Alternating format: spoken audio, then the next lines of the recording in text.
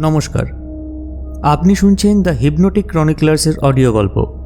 আমাদের পরের গল্পটির নোটিফিকেশন পেতে প্লিজ আমাদের চ্যানেলটি সাবস্ক্রাইব করুন, লাইক ও শেয়ার করতে কিন্তু ভুলবেন না। এখন থেকে ইউটিউব ছাড়াও আপনি আমাদের গল্প শুনতে পারেন Gaana, Spotify, Jio Saavn, Amazon music, Google podcast, Stitcher এবং আরও অন্যান্য অডিও প্ল্যাটফর্মে। আমাদের আজকের কাহিনী আমেরিকান লেখক H.P. লাভক্রাফটের বিখ্যাত ভয়ের গল্প দ্য হন্টার অব দ্য ডার্ক অবলম্বনে অন্ধকারের শিকারী। গল্পটি 1936 সালে দ্য ওয়ার্ড টেলস পত্রিকায় প্রথম প্রকাশিত হয়েছিল।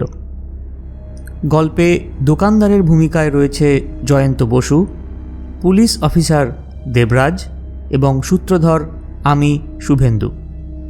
গল্পটির নাট্যরূপ দিয়েছে শতরূপা। সাউন্ড এডিটিংয়ে আমার সঙ্গে রয়েছে শতরূপা এবং দেবরাজ। পোস্টার ডিজাইন এবং সমগ্র পরিচালনা করেছি আমি। শুরু হচ্ছে আমাদের আজকের কাহিনী অন্ধকারের শিকারী।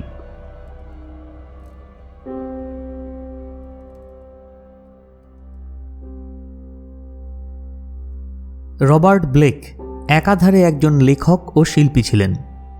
তার ডায়েরি থেকে জানা যায় 1934-35 শীতকালে রান বিশ্ববিদ্যালয়ের কাছাকাছি একটা 19 শতকের জর্জিয়ান ভিলার ওপরতলাটা ভাড়া নিয়ে থাকতে শুরু করেন।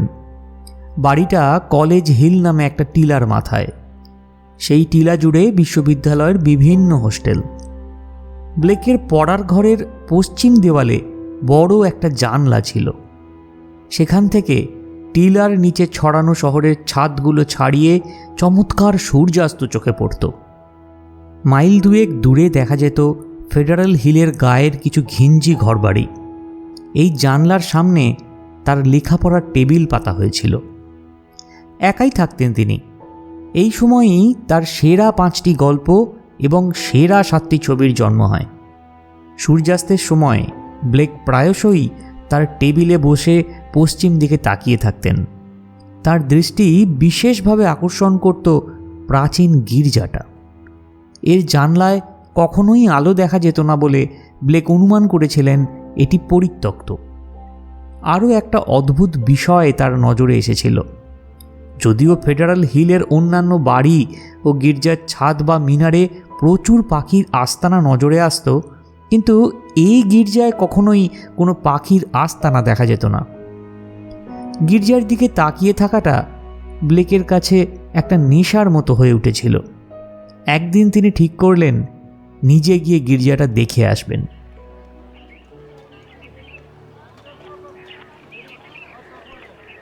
ফেডারেল হিলে পৌঁছে সেখানকার বাড়ির গায়ে ভিনদেশি সব চিহ্ন দেখতে দেখতে বেশ খানিক সময় তিনি ঘুরে বেড়ালেন সেখানকার রাস্তায়, কিন্তু দূর থেকে দেখা সেই গির্জাটা কোথাও চোখে পড়ল না। উপায়ন্তর না দেখে অবশেষে এক দোকানদারের শরণাপন্ন হন ব্লেক। তাকে গির্জার কথা জিজ্ঞেস করা মাত্র সে হেসে মাথা দোলালো, যেন ব্লেকের প্রশ্নের অর্থটাই বোঝেনি। খানিক বাদে শহরটার অলিতে গলিতে ঘুরতে ঘুরতেই ফের এক দোকানদারকে একই প্রশ্ন করায় সে বুকের কাছে ডান হাতটা তুলে বিড়বিড় করে কিছু একটা আউড়ে নিল। তারপর মাথা নেড়ে বলল, গির্জা? কোন গির্জা? আমি তো এ ব্যাপারে কিছু জানি না। তবে প্রশ্নটা শুনে তার ভয়ে চমকে ওঠাটা ব্লেকের দৃষ্টি এড়ায়নি। কয়েক ঘন্টা এভাবে এলোমেলো ঘুরে বেড়ানোর পর একেবারে হঠাৎ করেই ব্লেক জায়গাটা খুঁজে পান। পাহাড়ের মতো গির্জাটার একেবারে জীর্ণ দশা। তার ভিতটাকে ঘিরে জং ধরা লোহার একটা বেড়া। সেই বেড়ার দরজায় একটা ভারী তালা লাগানো। ছড়ানো চত্বরটার আশেপাশে মানুষজন নেই বিশেষ। খানিক বাদে এক আইরিশ কনস্টেবলকে সেদিকে দৌড়ে আসতে দেখে ব্লেক তার কাছে এগিয়ে গেলেন। কিন্তু গির্জার বিষয়ে প্রশ্ন করতে দেখা গেল সেও বুকে ক্রস আঁকছে আর বিড়বিড় করে বলছে, ও নিয়ে কোনো কথা নাই বললেন স্যার। ব্লেক অত সহজে ছাড়বার পাত্র নন। আরও খানিক চাপাচাপি করতে অবশেষে কনস্টেবল চাপা গলায় হড়বড় করে বলল, আগেকার দিনে একটা বেআইনি ধর্মগোষ্ঠী ওখানে আরাধনা করত। তাদের ডাকে নাকি স্বয়ং শয়তান এসে আস্তানা গেড়েছিল সেখানে। পরে আরেক পাদ্রী এসে তাকে পাতালে তাড়িয়ে দেয়। এখনো ওর ভেতরে শয়তানের চিহ্ন রয়ে গেছে। এরপর সাতান্তরে ফের যখন আশেপাশের পাড়া থেকে লোকজন উধাও হওয়া শুরু হলো, তখন শহরের লোক এই গির্জাকেই বসি ঠাউরেছে। তাইতে ভয় পেয়ে ওর মালিক টালিকেরা সে সময় কোথায় পালিয়েছে কেউ জানে না। সরকার থেকে সন্ত্রীটা বাজেয়াপ্ত করতেই পারে, সে কাজ আর করবে কে? ও জায়গায় কেউ হাত দিলে তার রক্ষে আছে নাকি? তার চেয়ে এইভাবেই পড়ে থাক জায়গাটা, আস্তে আস্তে সব ভেঙে চুরে যা, সেই ভালো। নইলে ওকে নাড়া দিতে এলে যদি পাতালের বাসিন্দাদের ঘুম ভাঙে, তবে সামলাবে কে? এলাকার ইটালিয়ান পাদ্রীরাও ওর ব্যাপারে কাউকে কিছু বলতে মানা করে। কনস্টেবল চলে যাবার পর ব্লেক খানিক চুপচাপ দাঁড়িয়ে রইলেন সেখানে। অন্ধকার গির্জাটার টান অগ্রাহ্য করে ফিরে যাবার সাধ্য তখন তার আর নেই। জায়গাটা নির্জন, একবার ভিতরে ঢুকে পড়তে পারলে কেউ তাকে দেখতে আসবে না।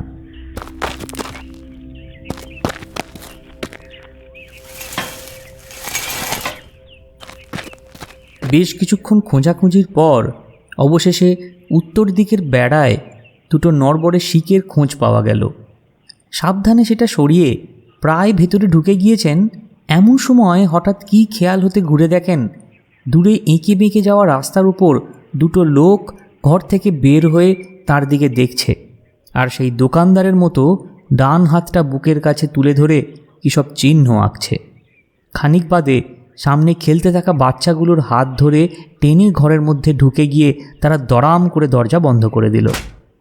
সেদিক থেকে মুখ ঘুরিয়ে ব্লেক এবার মুচকি হেসে নিজের কাজে মন দিলেন। তিনি নিশ্চিত আর কেউ তাকে এখন জ্বালাতে আসবে না। শুকনো আগাছায় ছাওয়া উঠোনটায় ইতিউতি মুখ বাড়ানো পাথরের ফলকগুলো বলে দিচ্ছিল দূর অতীতে কখনো এখানে একটা কবরখানা ছিল। সামনে দাঁড়ানো বিরাট গির্জাটার 3টে দরজাই তালাবন্ধ। সেগুলো খোলবার চেষ্টা ছেড়ে গির্জার দেওয়াল ঘেঁষে ঘুরতে শুরু করলেন ব্লেক। যদি ভেতরে ঢোকবার কোনো পথ মেলে। মনের ভিতরে একটা দ্বন্দ্ব চলছিল তার। নির্জন পরিত্যক্ত জায়গাটায় ঢোকবার ইচ্ছে হচ্ছিল না ঠিক, অথচ কোনো অদৃশ্য আদেশেই যন্ত্রের মতো খুঁজে চলেছিলেন তার ভেতরে ঢোকবার পথ। শেষমেশ গির্জার পেছন দিকের দেওয়ালে একটা ভাঙা সেলারের জানলা তাকে ভিতরে যাওয়ার পথ দিল। ধুলো মাখা সূর্যের আলো সেখান দিয়ে মাটির নিচে নেমে যাওয়া একটা অন্ধকার গর্তে গিয়ে পড়েছিল। মাকড়সার জালে ঘেরা সেই গর্তে ফেলে দেওয়া জিনিসপত্রের স্তূপ ছড়িয়ে আছে। ওর মধ্যেই পড়ে থাকা আদ্যিকালের ফার্নেসের জং ধরা কঙ্কালগুলো বলে দিচ্ছিল মধ্য ভিক্টোরীয় যুগ অবধি এই গির্জাকে ব্যবহার করা হয়েছে। আস্তে আস্তে জানলা বেয়ে উঠে সেলারের সিমেন্টের মেঝে লাফ দিয়ে নেমে এলেন ব্লেক। জায়গাটা বিশাল একটা হলঘরের মতো। তার উল্টো দিকের কোণে অন্ধকারের মধ্যে একটা আর্চ দেখে বোঝা যাচ্ছিল ওখান দিয়েই ওপরে যাওয়ার সিঁড়ি পাওয়া যাবে। বেশ একটু ভয় ভয় লাগছিল ব্লেকের, তবে অনুভূতিটাকে স্বাভাবিকভাবেই বিশেষ গুরুত্ব দিলেন না তিনি। আবর্জনার মধ্যে থেকে খুঁজে পেতে একটা শক্তপোক্ত পিপে এনে জানলাটার নিচে ঠেস দিয়ে রাখলেন, যাতে বের হবার সময় ওতে উঠে সহজেই জানলার নাগালটা পাওয়া যায়। তারপর এগিয়ে গেলেন অন্ধকার আর্চটার দিকে। ঘুটঘুটে অন্ধকার সিঁড়িটা একটা দরজার সামনে এসে শেষ হয়েছে।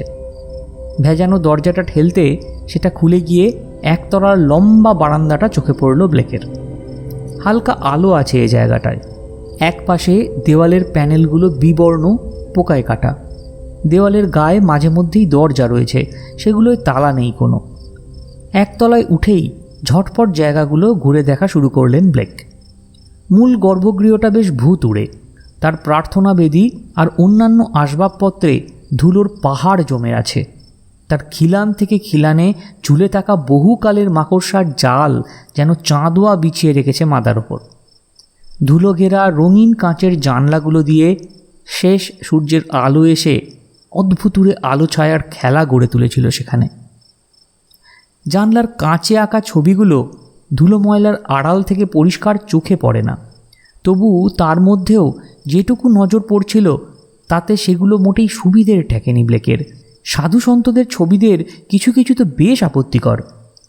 ওর মধ্যে একটা ছবি আবার কোনো ধর্মীয় বিষয়ই নয়।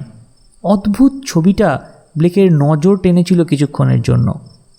তাতে একটা জায়গায় অন্ধকার স্প্রিংয়ের মতো পাক খেয়ে ওঠা কিছু আলোর বিন্দুর ঝাঁক। খানিক বাদে জানলা ছেড়ে বেদির ওপর ঝোলানো প্রধান ক্রুশটার দিকে চোখ গেল তাঁর। সেটা সাধারণ খ্রিস্ট ধর্মের কোনো ক্রুশ নয়। মিশরীয় চিত্রলিপিতে যাকে বলে জীবনের প্রতীক, সেই আঁখ বা ক্রাক্স আসপাতার মতো গঠন তার। গর্ভগৃহের গায়েই পাদ্রীদের পোশাক বদলানোর ঘর। এইখানে ঢুকে ব্লেক প্রথম চমকটা টের পান।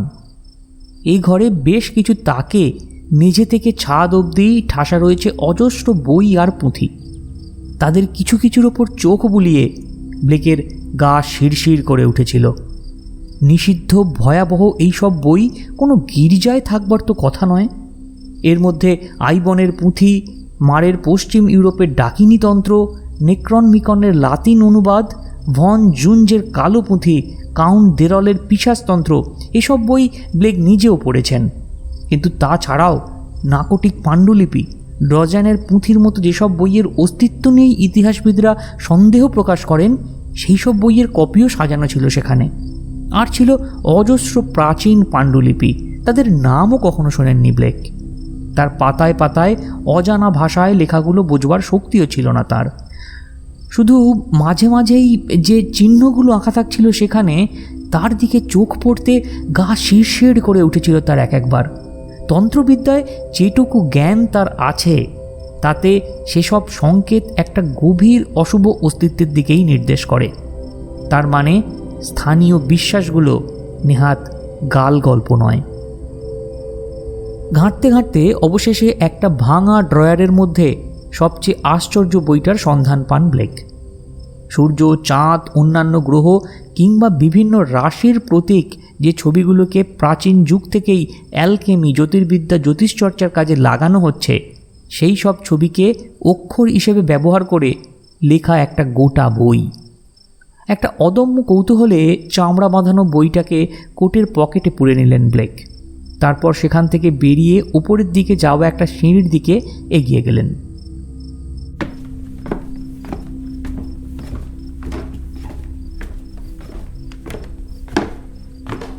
লম্বা মিনারের ভেতর দিয়ে পাক খেয়ে উঠে যাওয়া কাঠের সিঁড়িতে বহুদিন পর মানুষের পা পড়েছিল সেদিন।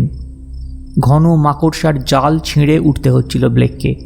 গোল দেওয়ালের গায়ের সরু জানলাগুলো দিয়ে পড়ন্ত রোদের ম্লান আলো আসছিল। এই মিনার আর তার মাথার ঘণ্টা ঘর তিনি বাড়ি থেকে দূরবীনের কাঁচে বহুবার দেখেছেন, কিন্তু কাঁচের আড়াল পেরিয়ে কখনো এর ভেতরটা চোখে পড়েনি তার। সম্ভবত মাথার উপরেই ওই ঘণ্টাঘরে এখনও পুরনোকালের ঘণ্টাটা রয়েছে, কে জানে। বহুকাল সেই ঘণ্টার দড়িতে কারো হাত পড়েনি।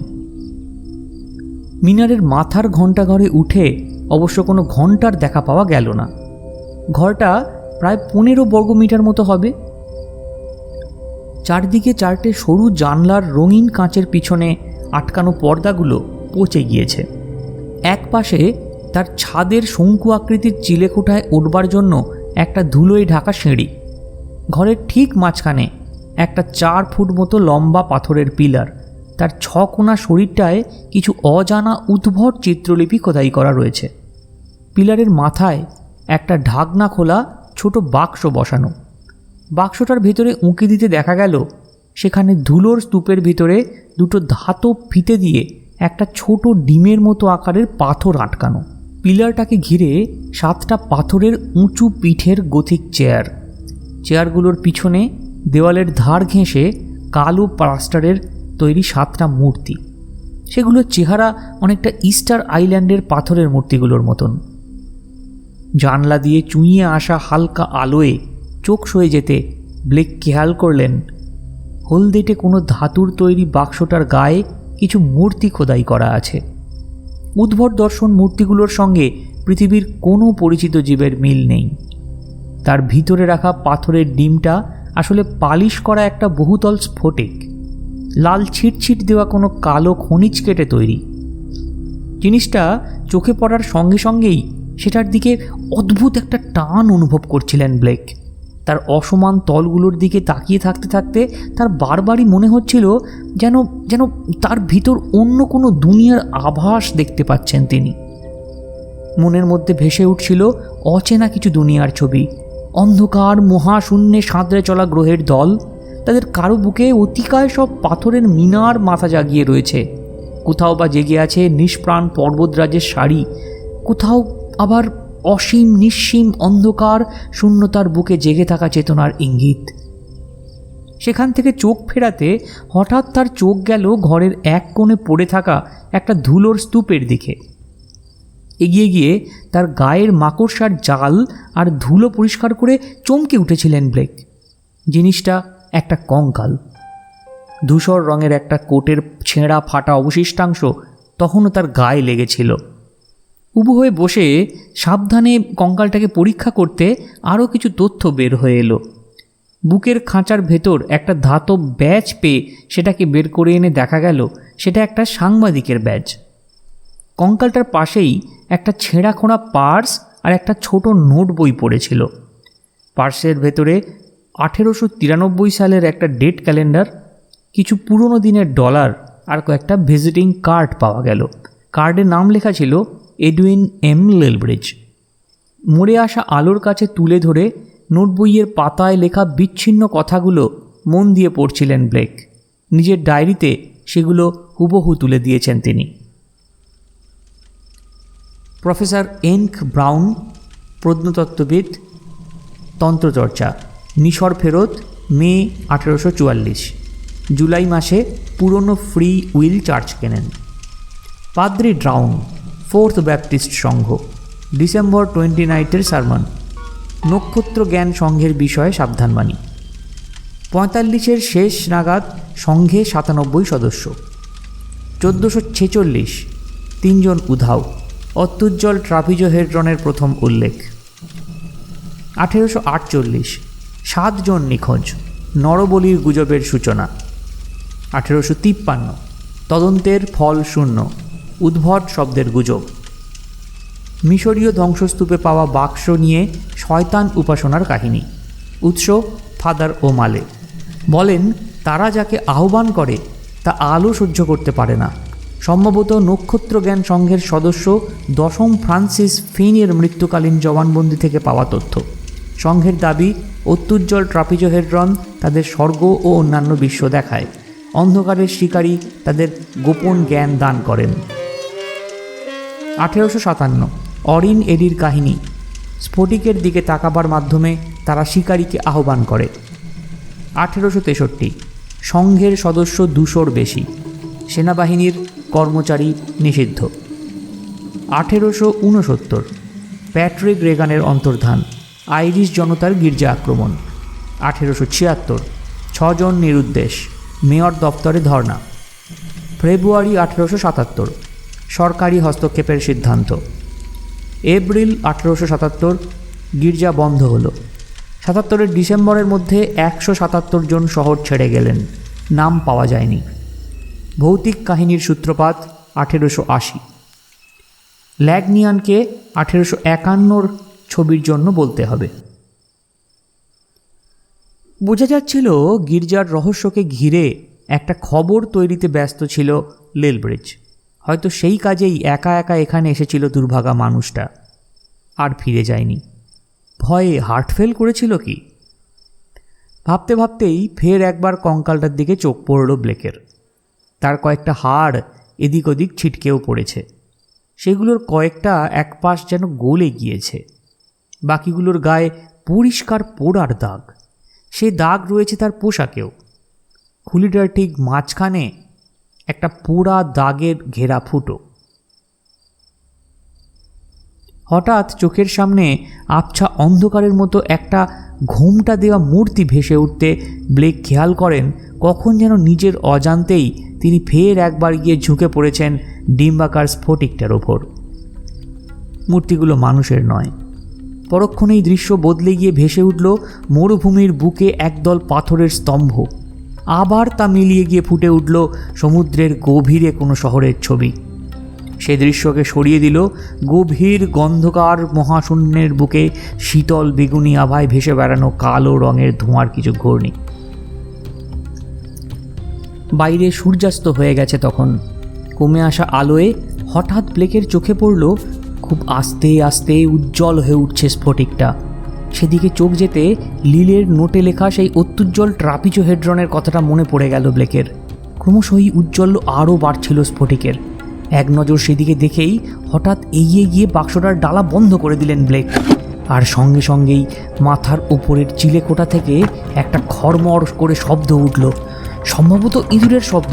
কিন্তু সেই মুহূর্তে ব্লেকের তা বিচার করার ক্ষমতা আর অবশিষ্ট ছিল না। ঘন্টাঘর থেকে এক লাফে বের হয়ে এসে কাঠের সিঁড়ি বেয়ে নেমে পুরনো পথে বাইরে বেরিয়ে এসে রাস্তায় দাঁড়ালেন যখন, ততক্ষণে দূরের বসতিগুলোতে আলো জ্বলে উঠেছে।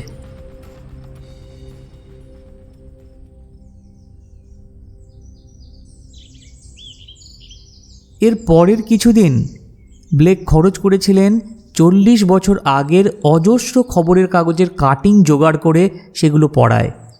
সে কাজ শেষ করে তিনি গির্জা থেকে নিয়ে আসা সেই চিত্রভাষার বইটার অর্থ উদ্ধারের কাজ শুরু করলেন। কিছুদিন চেষ্টা করবার পরেই অনুমান করা গেল কাজটা সহজ নয়। পরিচিত কোনো ভাষার অক্ষরদের সংকেত বদলে দিয়ে সে লেখার জন্ম হয়নি। অতএব ব্লেক এবার নজর দিলেন প্রাচীন দুনিয়ায় হারিয়ে যাওয়া ভাষাদের দিকে। জুন মাসে বইটির অর্থ উদ্ধার করতে পারলেন তিনি। সেটি প্রাচীন আকলো ভাষায় লেখা। তার অর্থ নিয়ে ব্লেক ডায়েরিতে কিছু বলেননি। এরপর জুলাই মাসের শুরু থেকেই স্থানীয় কাগজগুলোতে কিছু বিচিত্র খবর আসা শুরু হয়। গির্জায় একজন অচেনা মানুষের ঢোকবার কিছুদিন পর থেকেই নাকি ফেডারাল হিলের মানুষদের মধ্যে কিছু অস্থিরতা নজরে পড়ছে। গির্জার ঘণ্টাঘরের মধ্যে মাঝে মধ্যেই কিছু শব্দ উঠছে। বসতির লোকজনের মধ্যে দুঃস্বপ্নের রোগ ছড়িয়ে পড়ছে মহামারীর মতো। এই সময়ে জুলাইয়ের 17 তারিখের একটি রিপোর্ট ব্লেককে সাংঘাতিকভাবে আঘাত করেছিল। আগের দিন রাতে ঝড় উঠেছিল শহরে। তাতে ঘণ্টাখানেকের জন্য শহরের বিদ্যুৎ সরবরাহ বন্ধ হয়ে যায়। ফেডারাল হিলের বাসিন্দাদের দাবি গির্জার ভূত সেই অন্ধকারের সুযোগে নিচে নেমে এসেছিল। অতএব গোটা অন্ধকার সময়টা তারা বৃষ্টি মাথায় করে মোমবাতি হাতে গির্জাকে ঘিরে দাঁড়িয়ে পাহারা দিয়েছে, যাতে আলোর দেওয়াল ভূতকে বাইরে আসতে না দেয়। সেই গোটা সময়টা জুড়ে গির্জার দরজায় নাকি বারবার গুম গুম করে ধাক্কা মেরেছে কেউ। রহস্যজনক আঁচড়ানোর শব্দও নাকি কানে এসেছিল তাদের। ঘণ্টাঘরে পৌঁছে তারা সেখানকার একটা বর্ণনা দিয়েছেন। রিপোর্টের এই অংশটা নিয়েই ব্লেকের ডায়েরিতে তার তীব্র আতঙ্কের কথা ফুটে উঠেছে। কারণ সে বিবরণে কোনো বাক্স বা কঙ্কালের উল্লেখ ছিল না। তার বদলে উল্লেখ ছিল সে ঘরের 4টে জানলার ভাঙা কাঁচের। কেউ যেন সাটিনের টুকরো গুঁজে গুঁজে জানলাগুলোকে সম্পূর্ণ ঢেকে অন্ধকার করে দিতে গিয়ে ধাক্কা মেরে ভেঙে দিয়েছে কাঁচগুলো। ঘণ্টাঘরের চিলেকুঠায় যাবার সিঁড়িতেও ছেঁড়া সাটিনের টুকরো আর পোড়া হাড়ের সামান্য চিহ্ন পেয়েছে 2 রিপোর্টার। তবে চিলেকুঠার ভেতর আলো ফেলে তারা তীব্র দুর্গন্ধ ছাড়া আর কিছু পায়নি। গোটা বিষয়টা নিয়ে রিপোর্টারদের রায়, কেউ বদমাইশি করে ফেডারাল হিলের অশিক্ষিত লোকজনকে ভয় দেখিয়েছে সে রাত্রে। এরপর থেকে ব্লেকের ডায়েরিতে শুধুই অসম্বন্ধ প্রলাপ লেখা হয়েছে কিছু। সে প্রলাপে বারবার ঘুরে ফিরে এসেছে অদৃশ্য হওয়া কঙ্কাল আর স্ফটিকটার কথা। ঘুরে এসেছে একটা আতঙ্ক। আমি তাকে দেখেছি, সে আমায় চায়, আমি কোথায় আছি সে জানে, প্রতিটা রাত আমার ওপরে তার দখলকে আরও বাড়িয়ে চলেছে। জুলাইয়ের 30 তারিখের পর থেকে ব্লেকের পাগলামোর খবর গোটা এলাকাতেই মানুষের মুখে মুখে ফেরা শুরু হয়। এই সময়টা তিনি ঘরের আলো নেভাতেন না, বাইরে থেকে টেলিফোনে খাবার অর্ডার দিয়ে খানিয়ে খেতেন, আর প্রত্যক্ষদর্শীদের মতে রাতে বিছানায় শুতেন নিজের হাত পাগুলো দড়ি দিয়ে শক্ত করে বিছানার সঙ্গে বেঁধে। এর কারণ হিসেবে ব্লেক তার ডায়েরিতে যা লিখেছেন তার সারমর্ম এই রকম। মধ্যে একদিন রাতে হঠাৎ ঘুম থেকে জেগে তিনি দেখেন তিনি শহর ছেড়ে ফেডারাল হিলের দিকে হেঁটে যাচ্ছেন। সেদিন জ্ঞান ফিরে আসায় তিনি ফিরে এসেছিলেন, কিন্তু তারপর থেকেই রাতের ঘুম উবে গিয়েছিল তাঁর। 30শে জুলাই রাত্রে নিজের অজান্তেই ঘুমিয়ে পড়েছিলেন তিনি। হঠাৎ জেগে উঠে তিনি আবিষ্কার করেন তিনি অন্ধকারের মধ্যে সেই ঘণ্টা ঘরের ভেতরে দাঁড়িয়ে রয়েছেন। ঘর জোড়া তীব্র পচা গন্ধ ছেয়েছিল, মাথার উপরে একটা মৃদু খসখস আওয়াজ উঠছিল তার। অন্ধকারে হাতড়ে হাতড়ে যখনই তিনি কোনো শব্দ করেন, মাথার ওপর থেকে তার জবাবি একটা শব্দ ভেসে আসে।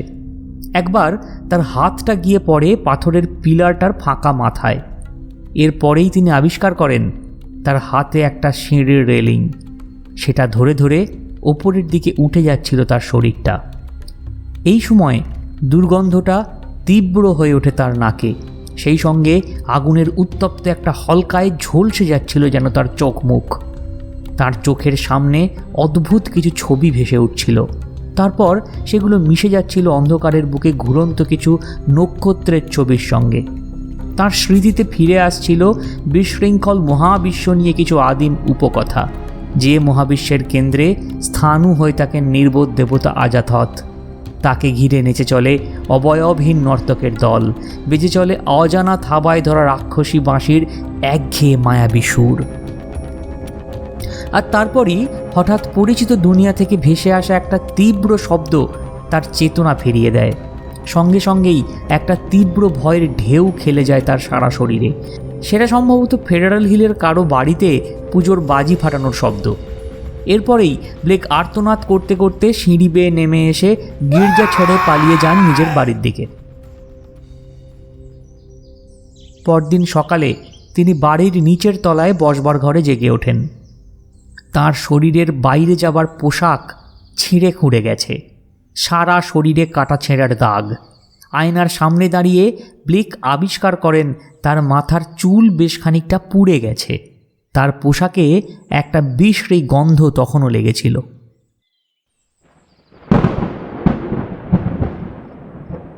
অগাস্টের 8 তারিখের ঝড়টা এসেছিল মাঝরাতের একটু বাদে। শহরের বেশ কয়েক জায়গায় বাজ পড়েছিল সেদিন।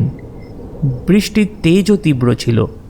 ঝড়টা উঠবার সঙ্গে সঙ্গেই ব্লেক রাত 1টা নাগাদ বিদ্যুৎ কোম্পানিতে ফোন করে কাকুতি মিনতি করেছিলেন আলো না নেভাবার জন্য। বলা বাহুল্য, তার উন্মাদ অনুরোধকে কোনো গুরুত্ব দেওয়া হয়নি।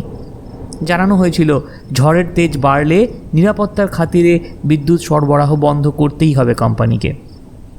বাইরে নজর চালানোর জন্য ব্লেক এই সময় ঘরের মোমবাতি নিভিয়ে দিয়েছিলেন। অন্ধকারেই এলোমেলো হস্তাক্ষরে তিনি লিখে রেখে গিয়েছেন সে সময়টার অভিজ্ঞতার কথা। জানলা দিয়ে বৃষ্টির মধ্যেই তার চোখ তখন আটকে ছিল দূরে ফেডারাল হিলের মিটমিটে আলোর দিকে। এই সময়টাই তার ডায়েরিতে আতঙ্কের পাশাপাশি অন্য একটা লেখাও দেখা যাচ্ছে। আমাকে ডাকছে, না না এবার কিছু করবে না আমায়, ভয় নেই। আবার পর মুহূর্তেই লিখেছেন, ঝড় থামিয়ে দাও ঈশ্বর, আলো যেন না নেভে, আলো যেন। সেদিন রাত 2:12 ঝড়ের তীব্রতা চরমে ওঠার ফলে শহরের বিদ্যুৎ সরবরাহ বন্ধ করে দিতে হয় কর্তৃপক্ষকে।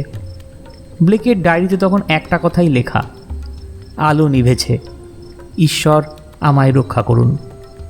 বহু দূরে ফেডারাল হিলের সেই গির্জাকে তখন ফের একবার মালার মতো ঘিরে ধরেছে সেখানকার বাসিন্দারা। সঙ্গে করে বয়ে আনা মোমবাতি আর লণ্ঠনের আলো দিয়ে জায়গাটাকে ঘিরে রেখে তারাও সতর্ক পাহারায় ছিল তখন। তাদের ডাকে ঘুম থেকে উঠে সেখানে গিয়ে যোগ দিয়েছেন স্থানীয় গির্জার ফাদার মারলুজো। গির্জার ভিতর থেকে মাঝে মাঝেই ভেসে আসা উদ্ভট শব্দগুলো তারা প্রত্যেকেই শুনেছিল সে সময়টায়। রাত 2:35 নাগাদ যা ঘটেছিল তার প্রমাণ হিসেবে সেখানে তখন হাজির থাকা 78 জন বাসিন্দার এবং একজন কনস্টেবল ও ফাদার মার্লুজোর বিবৃতি সরকারি নথিতে রয়েছে। তার কয়েক মিনিট আগে থেকেই গির্জার দিক থেকে একটা দুর্গন্ধ ভেসে আসা শুরু হয়েছিল। 2:35 নাগাদ হঠাৎ একটা তীব্র হাওয়ার ঝাপটা এসে সমস্ত মোমবাতি ও লণ্ঠনগুলোকে নিভিয়ে দিয়ে যায়। এর সঙ্গে সঙ্গেই গির্জার মিনারের ভেতরে আগে থেকে চলতে থাকা শব্দগুলো জোরদার হয়ে ওঠে, গন্ধটার তীব্রতাও বহুগুণ বেড়ে যায়। আর তারপর ঘন অন্ধকারের মধ্যে লোকজনের কানে আসে মিনারের ওপর থেকে কিছু একটা ভেঙে পড়বার শব্দ। তারপরেই বিদ্যুতের ঝলকে লোকজন দেখেছিল ভেঙে পড়া জিনিসটা মিনারের ঘড়িঘরের একটা জানলার ভারী ফ্রেম। ঠিক এর পরেই ঝড়ের শব্দকে ছাপিয়ে মাথার ওপর গম্ভীর সাঁই সাঁই শব্দ উঠেছিল একটা। সেই সঙ্গে ওপর থেকে নেমে আসা তীব্র দুর্গন্ধ হাওয়ায় অনেকেই জ্ঞান হারিয়েছিলেন। অন্ধকারে যদিও জিনিসটাকে ভালো করে দেখা যায়নি, তবে অনেকেরই দাবি তারা অন্ধকার আকাশের মধ্যে গাঢ়তর অন্ধকারের একটা দলাকে ঘড়িঘরের জানলা দিয়ে বেরিয়ে এসে তীর বেগে পূব দিকে ধেয়ে যেতে দেখেছেন। এর আধ ঘন্টা পরে ঝড় বৃষ্টি থেমে যায় ও তার 10 মিনিটের মধ্যে বিদ্যুৎ সরবরাহ ফিরে এলে পাহারাদাররা নিশ্চিন্তে তাদের ঘরে ফিরে যায়। পরদিন সকালে খবরের কাগজে ঝড় নিয়ে একটা ছোট রিপোর্ট বের হয়েছিল। তাতে জানা যায় দুর্গন্ধের বিষয়টা আরও কিছু জায়গায় দেখা গিয়েছে ঝড়ের সময়, তবে তার তীব্রতা সবচেয়ে বেশি ছিল কলেজ হিল এলাকায়। সেখানে রাত 2:45 নাগাদ একটা ভয়াবহ শব্দ আর সেই সঙ্গে তীব্র দুর্গন্ধের ঝাপটায় বাসিন্দাদের ঘুম ভেঙে গিয়েছিল। সে সময় জেগে থাকা গুটিকয় মানুষ শব্দটার সঙ্গে সঙ্গেই কলেজ হিলের টিলার মাথার কাছে একটা অদ্ভুত আলোর ঝলক দেখেছিলেন জানলা দিয়ে। বাতাসে একটা তীব্র পোড়া গন্ধ ছড়িয়ে পড়েছিল, আর তার পরেই তীব্র ঊর্ধ্বমুখী টানে গোটা এলাকা থেকেই একটা স্তম্ভের মতোই ওপরের দিকে ছুটে গিয়েছিল বাতাস। এলাকার অধিকাংশ গাছ ন্যাড়া হয়ে গিয়েছিল সেই টানে। প্রথমে সবার অনুমান ছিল টিলার মাথায় বাজ পড়েছে, পরে অবশ্য সেখানে গিয়ে বজ্রপাতের কোনো চিহ্ন দেখা যায়নি। টাউ ওমেগা ফ্রেটার্নিটি হোস্টেলের এক ছোকরা ছাত্র রাত জেগে পড়ছিল সে সময়। তার মতে সে ওই সময়টা কালো মেঘের মতো কিছু একটা জিনিসকে বাতাসে ছুটে যেতে দেখেছে, তবে এর সপক্ষে কোনো প্রমাণ সে দিতে পারেনি। সংবাদ মাধ্যম সে রাত্রে সমস্ত ঘটনা নিয়ে পুঙ্খানুপুঙ্খ আলোচনা করেছে। এরপর তার কারণ সেদিন রাতে ব্লেকের অস্বাভাবিক মৃত্যু হয়েছিল তার বাড়িতে। বিশ্ববিদ্যালয়ের সাই ডেল্টা হোস্টেলের জানলা থেকে ব্লেকের বাড়ির দোতলার ঘরটা সরাসরি চোখে পড়ে। 9 তারিখ সকালে তার বাসিন্দারা সেই জানলায় ব্লেককে বসে থাকতে দেখে। সেদিন সন্ধেবেলাও তাকে একইভাবে বসে থাকতে দেখে তাদের সন্দেহ হয়। এরপর বাড়িতে আলো না জ্বালানো হওয়ায় তারা পুলিশে খবর দেয়। পুলিশ এসে দরজা ভেঙে ব্লেকের শরীরটাকে খাড়া বসে থাকা অবস্থায় পেয়েছিল। তার ফেটে আসা বিস্ফারিত চোখ দুটো পশ্চিমের দিকে স্থিরভাবে ধরা, রাইগর মর্টিস সেট হয়ে যাওয়া মুখটায় গভীর আতঙ্কের ছাপ ছিল। অনেকটা বিদ্যুৎ পৃষ্ঠ হয়ে মৃত মানুষের মতো দেখাচ্ছিল শরীরটা। তবে জানলার কাঁচ সম্পূর্ণ অক্ষত থাকায় বজ্রপাতে মৃত্যুর তত্ত্বটা কিছুটা দুর্বল হয়ে পড়ে। তার হাতে ধরা পেন্সিল সম্ভবত শেষ মুহূর্ত অবধি কাগজের গায়ে কিছু লিখে চলেছিল। মৃত্যু মুহূর্তের খিঁচুনিতে কাগজের গায়ে গেঁথে ভেঙে গেছে পেন্সিলের মাথাটা।